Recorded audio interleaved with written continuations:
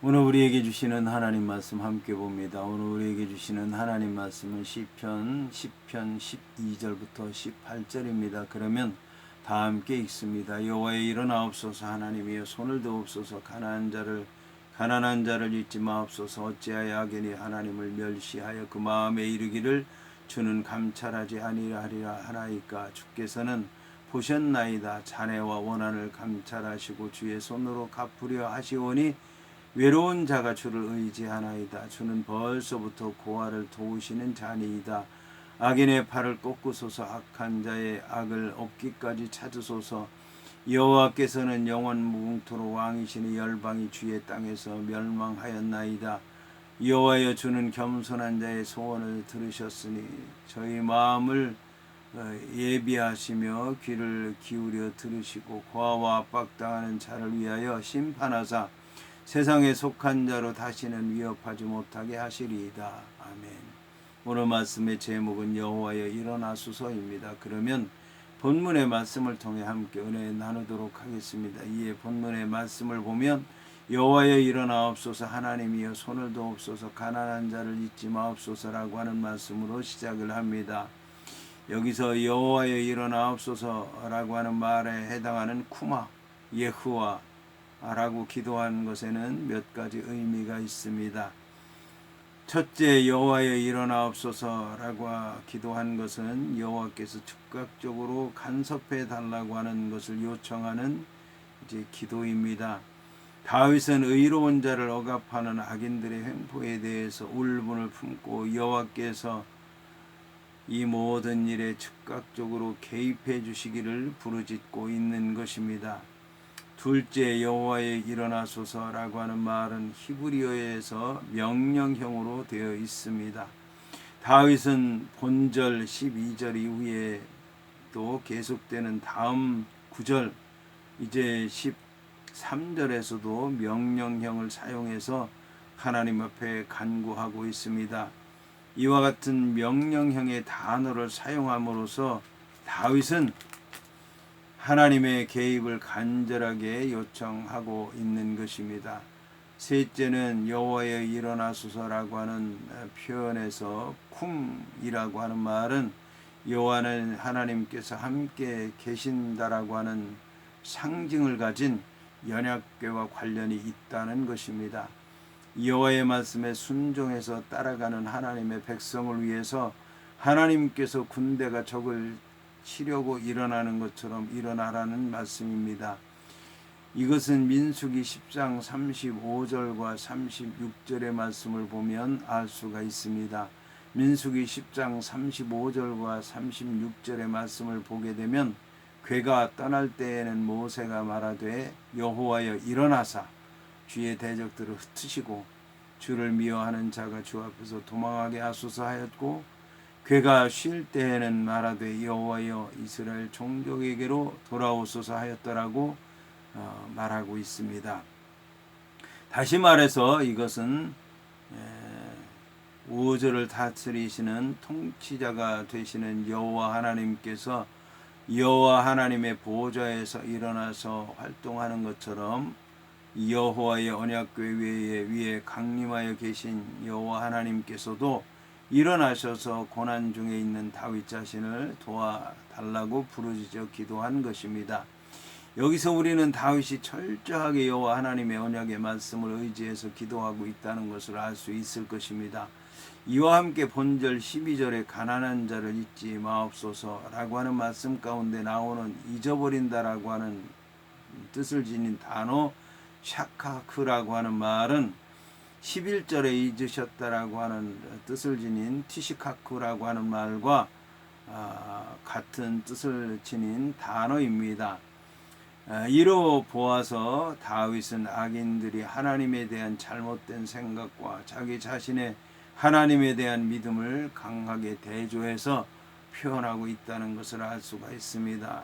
여기서 다윗은 하나님이여 손을 도옵소서라고 기도하고 있습니다. 여기서 손이라고 하는 뜻을 지닌 야드라고 하는 말은 하나님의 전능하신 능력을 나타냅니다. 이처럼 하나님께서 손을 드신다고 하는 것에는 몇 가지 의미가 있습니다. 첫째, 하나님께서 손을 드신다라고 하는 것은 하나님께서 직접 개입하셔서 일을 하시라고 하는 말씀입니다.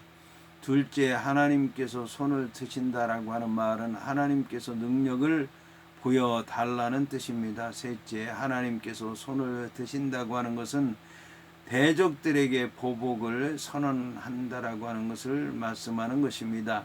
이와 함께 본문에서 가난한 자에 해당하는 히브리어 단어는 9절에 나온 가련한 자와 똑같은 뜻을 지닌 안이라고 하는 말로서 억압당하는 자를 가리킵니다. 그런데 이 기도는 하나님께서 억압당하는 가련한 자를 잊고 계신다고 하는 것을 전제해서 말하는 것이 아니라 하나님의 간섭에 대한 간절한 소망을 나타내기 위해서 한 기도입니다. 그런데 성경에서 말하는 약자라고 하는 것은 경제적으로, 정치적으로, 사회적으로 약자인 사람들을 가리키기도 하지만 하나님을 의지하는 경건한 사람을 가리키기도 합니다. 이어서 다윗은 어찌하여 악인이 하나님을 멸시하여 그 마음에 이르기를 주는 감찰하지 아니하리까 하나이까라고 기도하고 있습니다. 이러한 본절 13절의 기도는 4절에 악인은 그 교만한 얼굴로 말하기를 여호와께서 이를 감찰하지 아니하신다 하며 그 모든 사상에 하나님이 없다 하나이다라고 한 말에 대해서 반박한 말이라고 할 수가 있을 것입니다.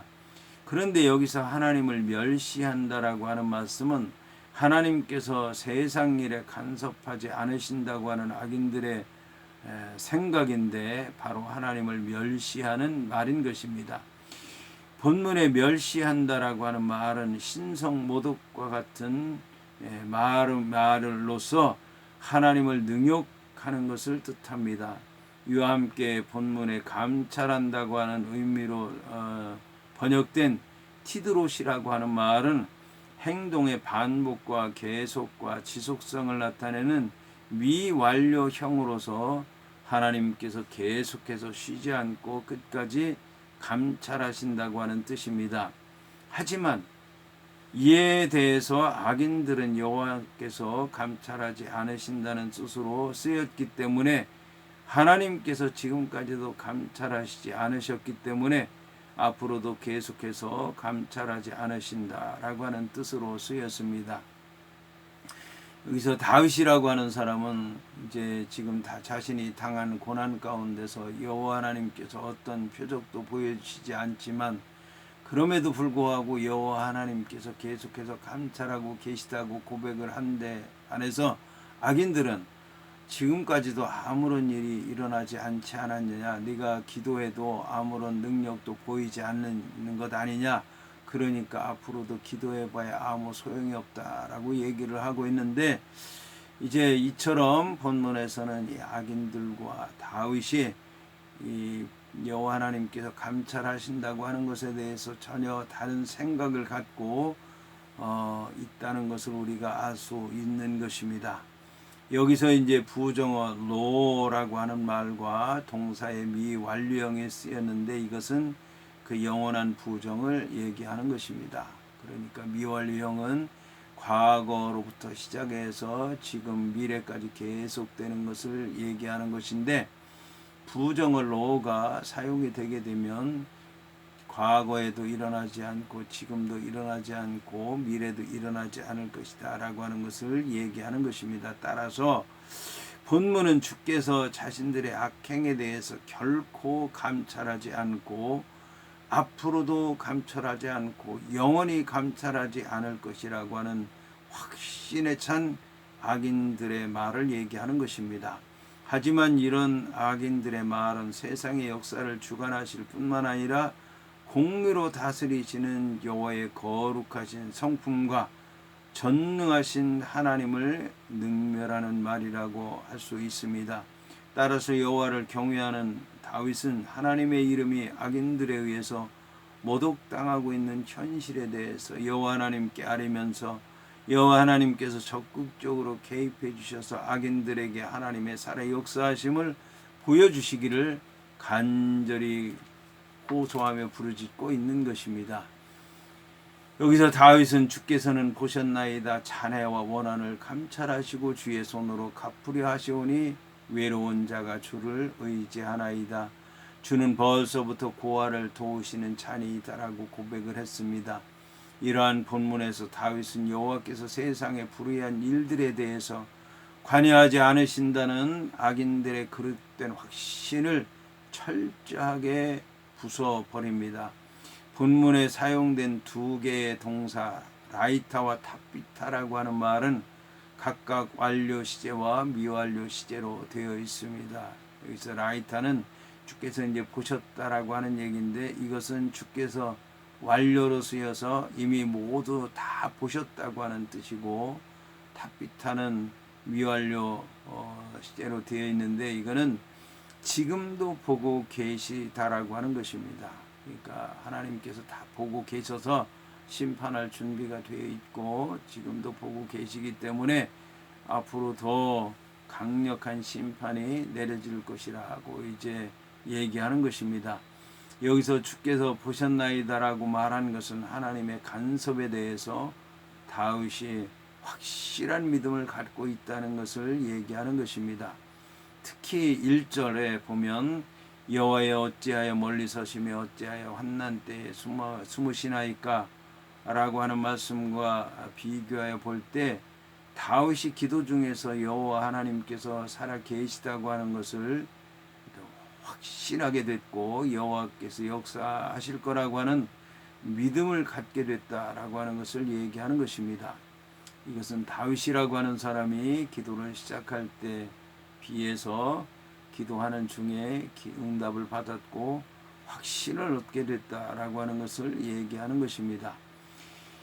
이것은 세상적으로 바라보면 하나님께서 계시지 않는 것처럼 보일 수도 있겠지만 하나님 앞에 서면 하나님이 함께 하신다고 하는 것을 믿을 수밖에 없다는 것을 얘기하는 것입니다.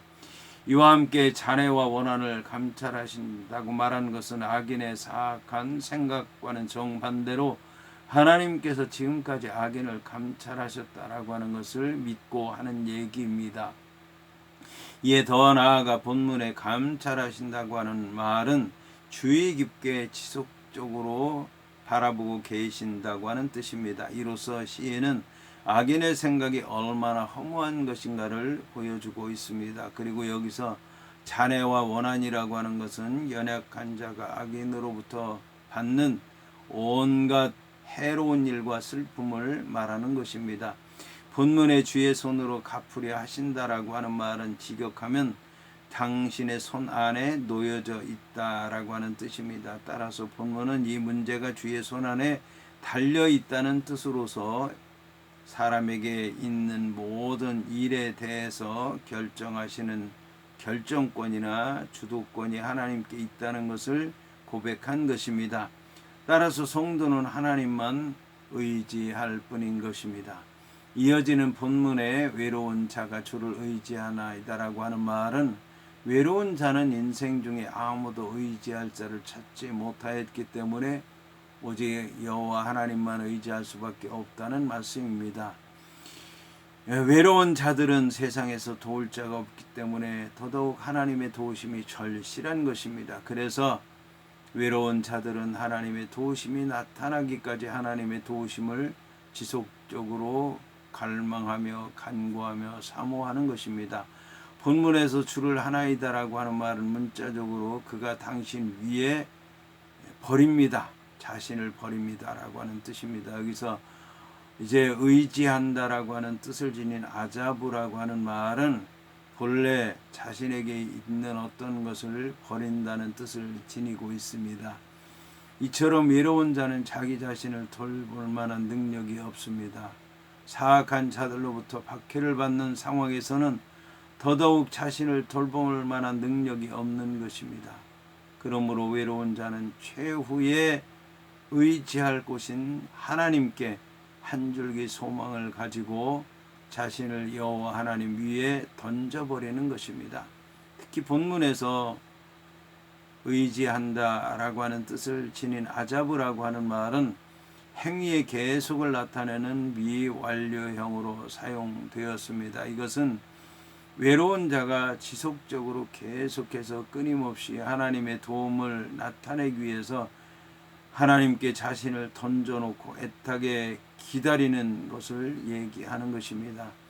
이어서 나오는 주는 벌써부터 고아를 도우시는 잔이다라고 하는 말씀 가운데서 주는 문자적으로 아도나이가 아닌 당신의 뜻을 지닌 아타입니다. 이것은 이 다윗이라고 하는 사람이 여호와 하나님을 당신으로 고백하는 것인데 바로 자기와 마주하고 있고 가깝게 관계를 맺고 있으며 언제든지 자신의 생각과 말과 모든 것을 보고 계시고 듣고 계시고 알고 계시다고 하는 것을 강조한 것입니다.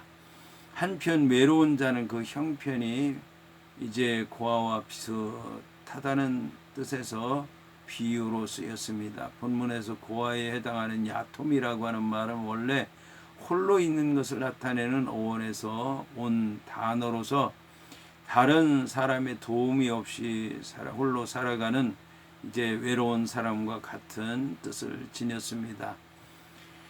여기서 다윗은 단순히 부모가 없는 고아를 얘기하는 것이 아니라 박해 상황에서 도움을 받지 못하는 자들을 고아와 함께 언급함으로 말미암아 가련한 자나 가난한 자나 외로운 자가 이제 같은 처지에 있다라고 하는 것을 얘기하기 위해서 고아라고 하는 말을 사용한 것입니다.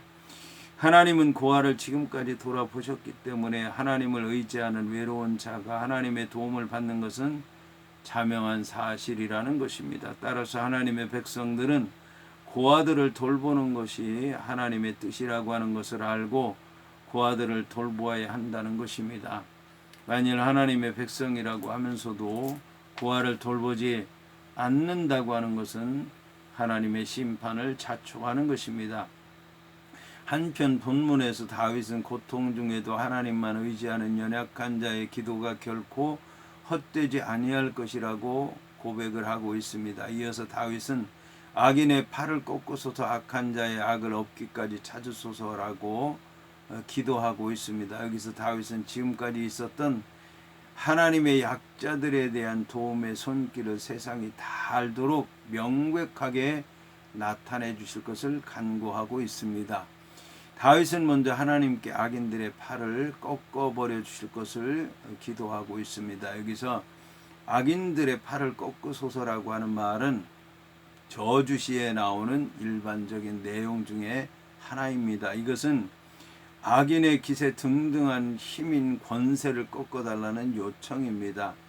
한글 개역 개정 성경에서 꺾으소서라고 번역된 쉐보르라고 하는 말은 부숴라, 산산조각 내버려라 라고 하는 뜻입니다. 이런 기도는 다윗이 악인들에 대해서 개인적인 복수심을 갖고 있다는 것을 얘기하는 것이 아닙니다. 이것은 다윗이 그동안 불의한 자들이나 악인들로 말미암아 온갖 압제를 받고 살아온 의인들과 연약한 자들과 고아들의 탄식과 신음과 고통을 보고 하나님의 공의로운 심판이 이루어지기를 기도하는 것으로서 그들 모두의 애절한 심정을 대신 고백한 것입니다. 본문에서 다윗은 악한 자의 악을 없기까지 찾소서라고 이제 기도했습니다. 여기서 악인들의 생각하고는 달리 다윗은 하나님께서 악인들의 모든 죄악을 찾으실 수 있다는 생각을 하고 있습니다. 본문의 악인들의 팔은 악인들의 세력을 가리키거나 악인들의 행위를 가리키거나 악인들의 능력을 가리키는 것으로서 악인에게 속한 모든 것들을 가리킵니다. 한편 없기까지 해달라고 하는 말은 찾을 수 없도록 하라고 하는 뜻입니다. 이것은 악한 자의 악이 발견되지 않게 해달라고 하는 뜻입니다. 따라서 이 말은 악의 세력이 완전히 파멸을 해서 더 이상 찾으려고 해도 찾을 수 없을 정도로 완전히 이제 제거해 달라는 기도인 것입니다.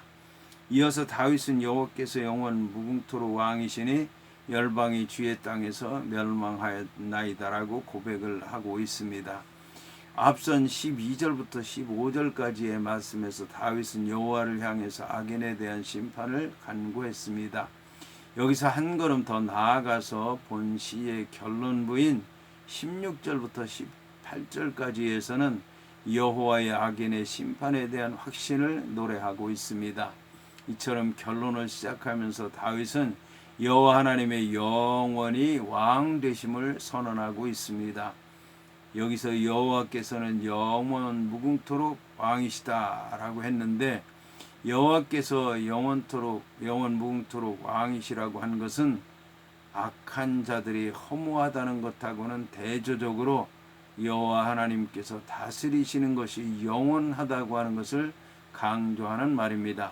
악한 자의 권세가 아무리 큰 것일지라도 악한 자의 권세는 얼마 가지 못하고 파멸하고 찾아보기 어렵게 된다는 것입니다. 하지만 여호와 하나님의 다스리심은 일시적으로 행사되지 않는 것처럼 보일지 모르지만 영원히 섭리하는 가운데서 반드시 때가 되면 나타난다는 것입니다. 따라서 하나님을 의지하는 자만이 최종적으로 승리를 거둘 수 있다는 말입니다. 본문의 이방 나라들이 주의 땅에서 멸망하였나이다라고 하는 말씀은 여호와 하나님께서 이방 나라들을 멸망시킴으로 말미암아 당신의 거룩한 땅을 깨끗하게 하신다는 뜻입니다. 하나님께서 애굽을 단번에 꺾으셨던 것처럼 결국 이방 나라들이 망할 것이라고 하는 말씀입니다. 결국 본문에서 하나님께서 왕이 되신다고 하는 사실은 마치 악인이 세상의 왕처럼 보이는 왜곡된 현실이 결코 영원하지 않고 잠깐으로 끝나게 되며, 악인들은 결국 이스라엘의 출애굽 당시 애굽의 거대하고 막강한 세력이 단번에 괴멸된 것처럼 멸망할 것이라고 하는 사실을 말하는 것입니다. 악인들은 멸망을 다윗이 확신하는 것은, 악인들이 멸망할 것이라고 하는 것을 다윗이 확신하는 것은 과거의 이방 나라들이 하나님 앞에서 다 멸망했다는 역사적인 사실에 근거한 것입니다. 한편 본문에서 멸망하였나이다라고 하는 말에 해당하는 단어 야베두라고 하는 말은 이미 일이 끝났다고 하는 것을 나타내는 완료형 단어입니다. 이어서 다윗은 여호와여 주는 겸손한 자의 소원을 들으셨으니 그들 마음을 예비하시며 귀를 기울여 들으시라고 기도하였습니다. 여기서 다윗은 주는 겸손한 자의 소원을 들으셨다고 함으로써 이제 시편의 말씀을 확신하면서 마무리 짓고 있습니다. 그런데 본절 17절에서 겸손한 자는 9절의 가련한 자와 원문상으로 같은 단어로서 안이라고 하는 단어입니다. 겸손한 자나 가련한 자가 같은 단어라는 얘기입니다. 이 표현과 함께 본시 시편에 언급되는 가련한 자, 외로운 자, 가난한 자, 압박당하는 자와 같은 말은 궁극적으로 하나님만을 의지하는 의인에 관한 여러 가지 다양한 표현으로서 같은 뜻을 지녔다고 할 수가 있습니다. 여기서 예비하신다라고 하는 단어인 쿤이라고 하는 말은 오늘 말씀에서 확고하게 선다, 견고하게 한다라고 하는 뜻으로 사용되었습니다. 이것은 하나님께서 겸손한 자의 마음을 강하고 담대하게 만드셨다는 말로서 악한 자가 사라졌기 때문에 겸손한 자는 아무런 두려움을 가지지 않게 되었다는 것을 얘기하는 것입니다. 이어서 다윗은 고아와 압박당하는 자를 위하여 심판하사 세상에 속한 자로 다시는 위협하지 못하게 하시리이다라고 고백을 하였습니다. 여기서 세상에 속한 자는 직역하면 땅으로부터 온 인생을 의미합니다. 그리고 여기서 인생이라고 하는 말은 에노시라고 하는 히브리어 단어인데, 육신을 가진 땅에 속한 죽을 수밖에 없는 인간의 연약함을 드러내는 말이기도 합니다. 의인을 핍박하는 인생은 하늘에 계신 하나님과 정반대로 땅에 속한 인생이기 때문에 무기력한 존재일 수밖에 없다는 것입니다. 한편 본문의 전체적인 내용은 예언서에 강하게 나타나는 메시아 왕국에 대한 묘사라고 얘기할 수가 있습니다. 여기서 다윗은 하나님에 관해서는 전혀 관심이 없고 덧없이 사라져가는 세상의 것들만 추구하는 악인들의 모습에 대해서 자세하게 말씀하고 있습니다. 이러한 자들은 결국 사라질 것이라는 것입니다. 이것이 바로 여호와 하나님의 심판의 결과인 것입니다.